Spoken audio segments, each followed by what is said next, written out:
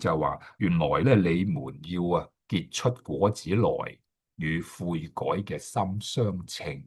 悔改的果子，悔改嘅果子就係要離開罪惡。但係好多人覺得咧悔改淨係信耶穌嗰一刻，話我認罪悔改。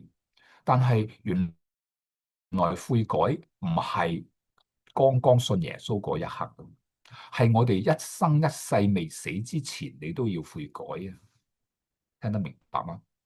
嗱，所以馬丁路德睇到天主教嘅敗壞啦，佢喺1517年10月31號喺德國嘅哥登堡教會門口釘咗95條款，將天主教嘅敗壞最少有95樣敗壞嘅情況列晒出嚟。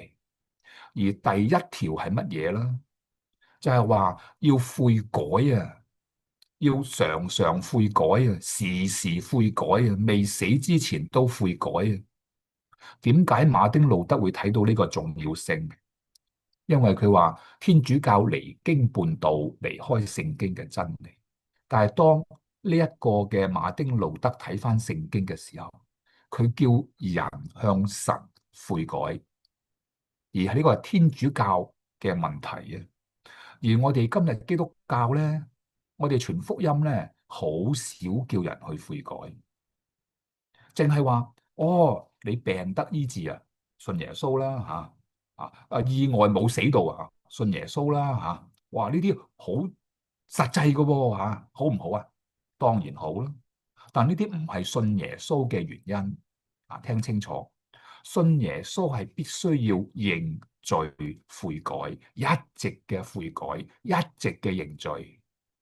但係如果教會常常叫你認罪悔改，你唔爽嘅你唔中意嘅，成日都話我犯罪，係聖經係咁講當施洗約翰咁樣講之後，到耶穌出嚟傳道到即係第4章第17節，耶穌點講？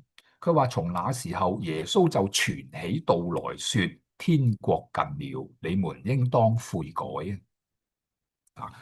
由施洗約翰，佢係耶穌嘅先鋒，到耶穌自己出嚟，然後耶穌又話：天國近了，你們應當要悔改。